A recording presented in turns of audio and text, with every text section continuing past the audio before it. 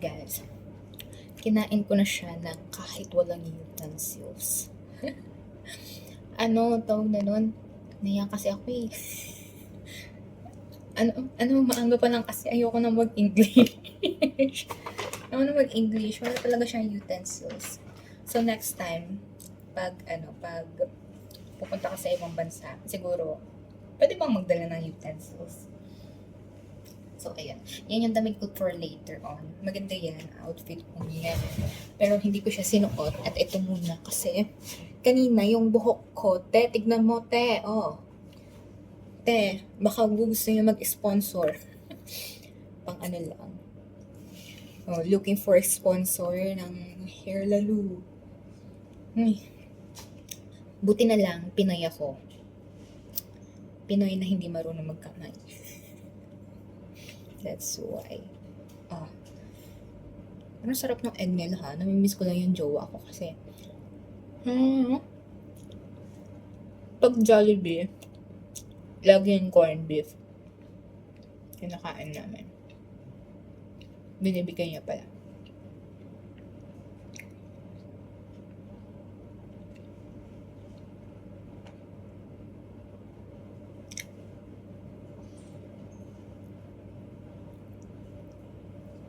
Pero na makalat. Pero kaya hindi ako umalis ngayon ng sobrang aga kasi kahapon. Kaya lang naman ako umalis ng sobrang aga kasi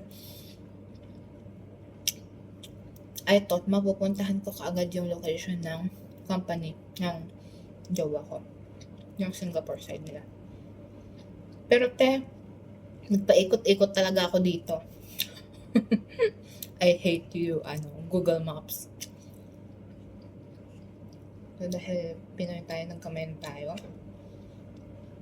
Kasi ayoko nang bumaba para ayoko rin naman may kumakatukbe. Scary kayo.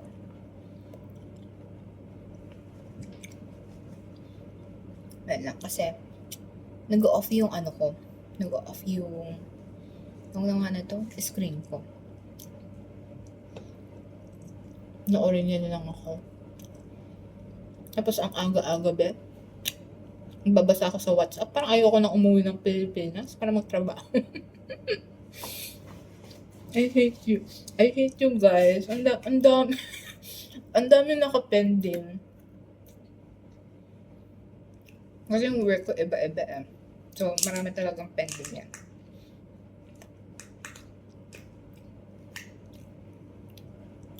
Pero ang pinaka-the best, yung US client ko. Kaya ganun, may paboritong trabaho. Paborito ko siya. Kaya ko anong unahin ko dito, kung paaba. Ano you guys?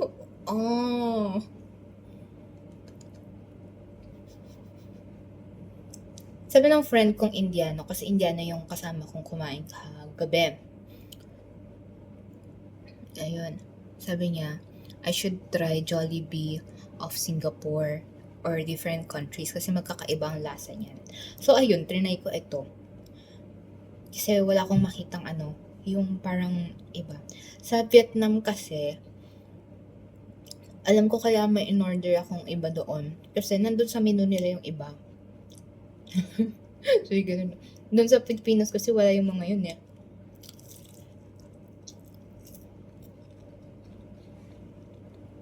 Tapos yung McDo nila doon sa Vietnam. Hindi ko masyadong bet yung lasa ng niya. Ng chicken niya. Sabi, I should be tawag na nga nito, I should be a food influencer instead. Hindi influencer kasi hindi ako nag-i-influence eh. Vlogger. Kasi travel. Di talaga, kahapon talaga, nirereklamo ko na yung lakad-lakad ha.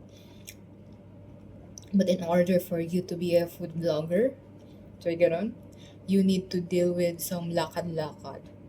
And in order for you to be a food vlogger, ganun din. Sige na. Awat na.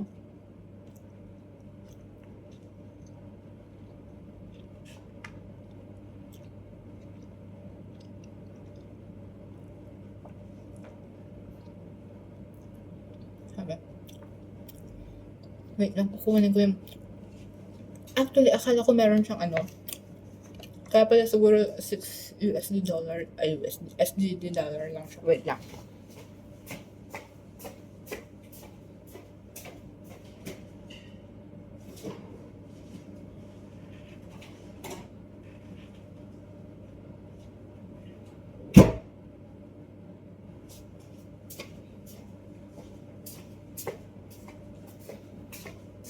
Alam nyo kasi may kape pa ako kahapon.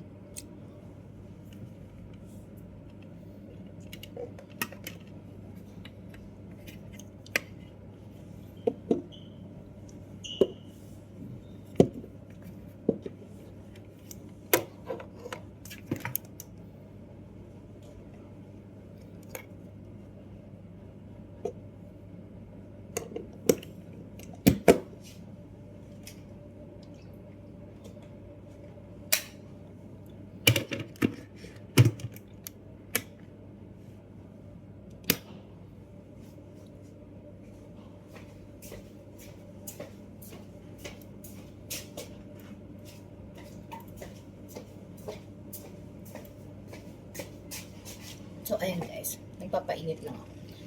Ang tubig natin dito, eto. Tapos, pinafull ko na lang siya ng ano doon. Filtered water. Sabi nila, also yung dito.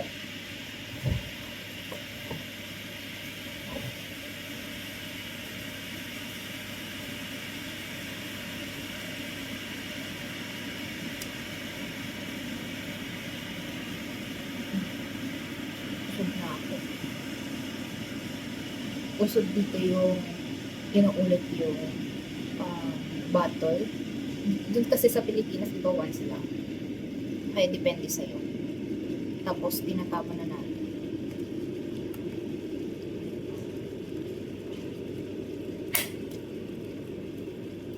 Tapos, pinapainit ko na lang yung ano nila, filtered water.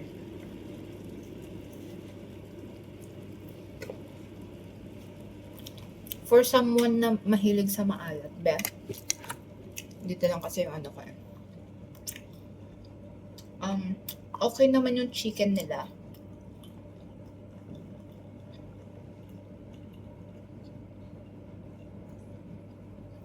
Gusto ko ng kape. Pero hindi ganun ka, ano. Okay yung chicken nila, to be honest.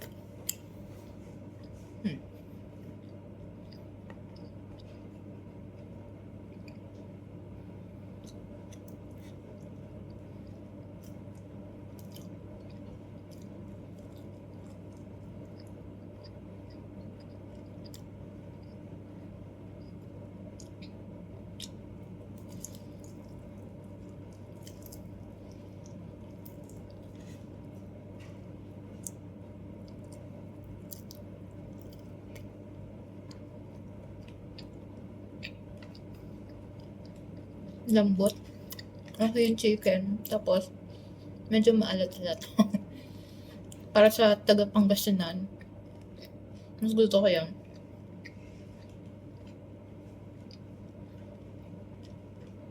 Kasi last time, na-frog porridge kami.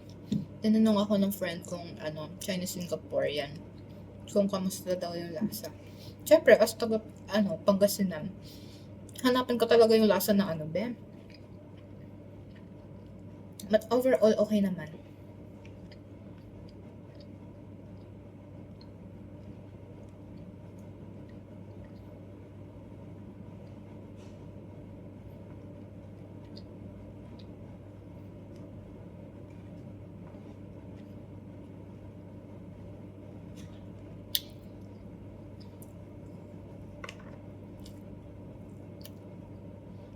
Tapos nung umalis ako ng Pilipinas, ngayon lang ako kakain ng may rice. Baka kasi sumakit na yung tiyan ko kapag hindi pa ako nag-rice, mabigla. Sabi. Charot lang. Charotera. Kasi naman, last time, kung lang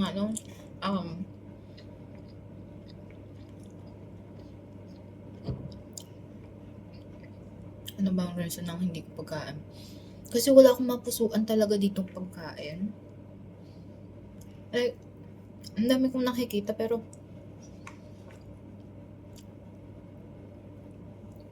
hindi ko siya mapusuan. Baka kasi hindi ko maubos tapos sayang lang. Eh wala naman yung jowa ko dito pero kumain nung nauna nun. Yung mga pagkain na hindi ko gusto. Kaya ganun. Sayang kasi eh. Yung compound, $12. No. I won't risk it. Kaya yung Starbucks, siguro kasi wala yun sa Pilipinas ngayon. Kaya trinay ko na dito.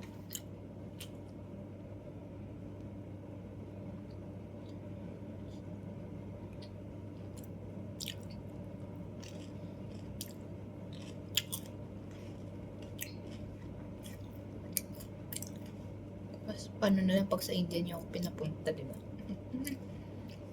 Pwede ba Asya na lang hawakan ko, be?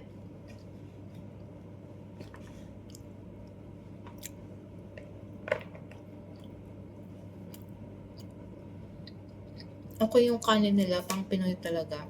Pero di ba sa Jollibee, Pinoy naman talaga may-ari sa kanya? Tama ba? Correct me if I'm wrong.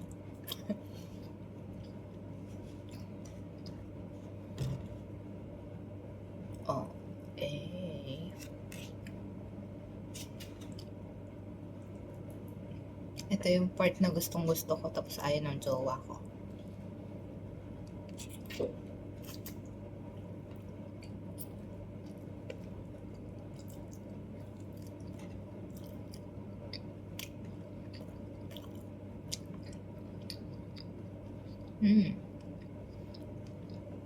Hindi siya katulad ng atin, be. Hindi mo makuha yung ano niya. And for some reasons, dito lang. Gusto mag Lucky Plaza. Sabi ng nanay ko, maganda daw doon. Lalo ngayon. Tignan natin. Pero mag-grab na lang ako. Ang sakit na pa ako eh. Naruin mo, yung paltos ko, sa kabila, dalawa. Tapos dito sa yung harap niya. Yung may paltos. So, it's not living.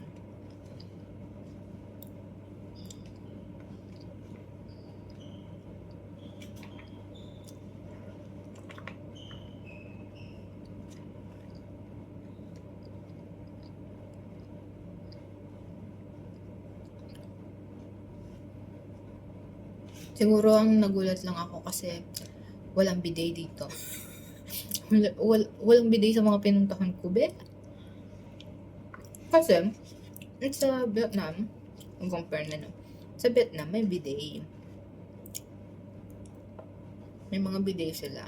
So, sabi ko, ang expected ko, Okada na si Singapore. Okada ba yung pinuntahan namin ng jowa ko na yung ang dami-daming pindutan. Kala ko mga ganun na, lalo high-end yung tawag na nun, yung mga napuntahan ko. Hindi naman sa high-end. Pero kasi, syempre, nag-expect ka. Si Singapore eh.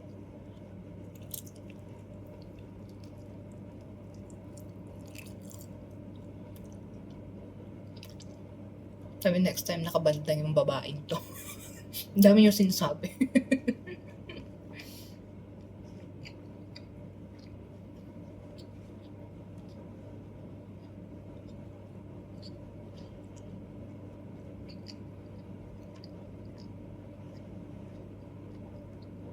May lasa na siya kahit hindi ako mag-gravy. Kaya masaya.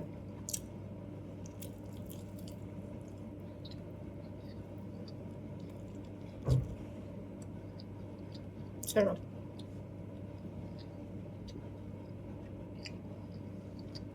And isip ko magsisentosa pa ako. Kasi ang sakit na talong pa ako. Tapos kahapon, si ChatGPT na lang talaga kinausap ko sa mga direction. Lalo sa MRT.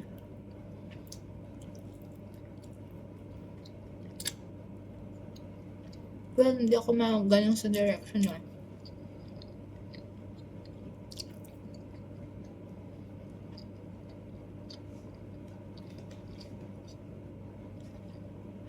Tapos sana may adjacent tong aircon. Ang dami sana siya buka.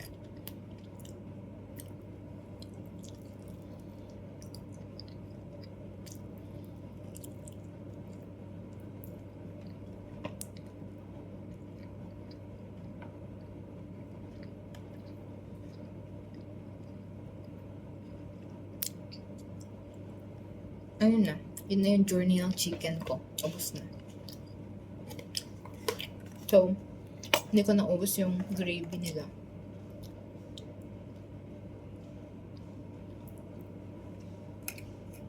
Sorry po. A moment lang. Ayan, maghuhugas na nga ng kamay, guys.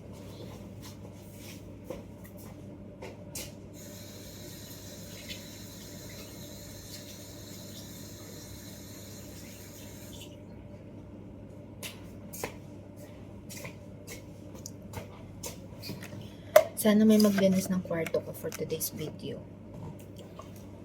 Kasi kahapon meron. Hindi ko naman siya ina-expect. Kasi ang sabi sa akin sa baba, weekends, wala. But I was surprised there is. Nakaayos yung mga gamit-gamit ko dito pagpasok ko. So, ayun.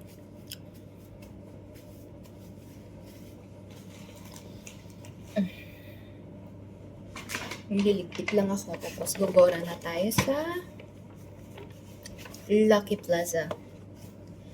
Masaya siguro dito, no? Kapag siguro may manlilibre. Charot. Actually, di ba, binigyan ako ng mga kasamahan ko ng tag-SGT. Mga SGD. Tapos yung friend ko, binigyan din ako. So, yun yung ginagastos ko for today's video. Kaya lang puro ako card sa mga iba. Lalo na dun sa sa tawag na nga nun, sa MRT. Kasi yung EasyLink, tinap ko siya, tapos $10. Tapos, napaisip ako, kung diretso na lang kaya, okay naman dun sa yung sa pinagtatapan. So, yeah. Nakasurvive ako dito.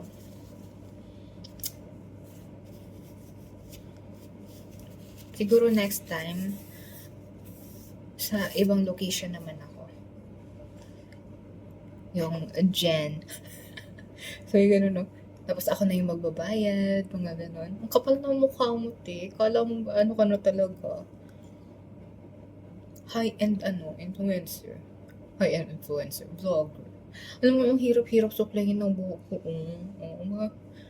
Siguro kailangan na ng gupit. Ito na yung pinainit ko. Tuloy kagabi pa to. Hindi ko lang siya naubos kasi niyaya akong lumabas. Kumain sa labas. Hindi sana ako kakain kung hindi ko kasama yung kaibigan ko.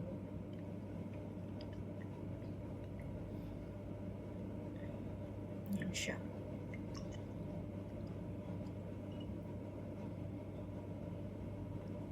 In fairness naman, wala rin ako masabi sa kape. Sa kape nila dito.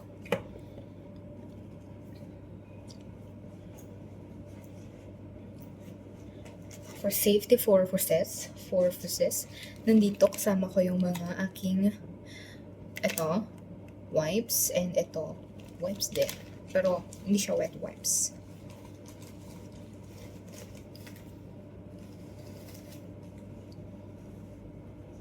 Meron pa akong natitirang mga ibang dito. Niisip ko mag-MRT na lang ako bukas papuntang airport. Agahan ko bukas kasi doon. Kasi hindi ako familiar sa airport nila. Baka mamaya matagalan ulit ako sa Siguro mga half day lang ako dito sa hotel. Tapos, larga na. Ganun siya. Saan ang next punta natin, guys? Gusto ko sana mag-Thailand eh.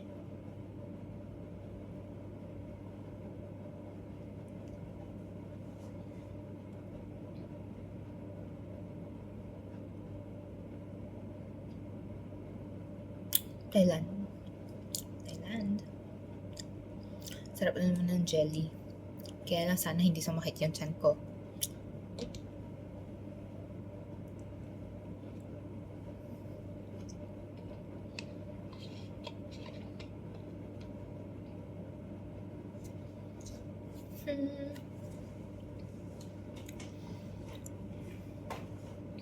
Sinom tayo ng tubig.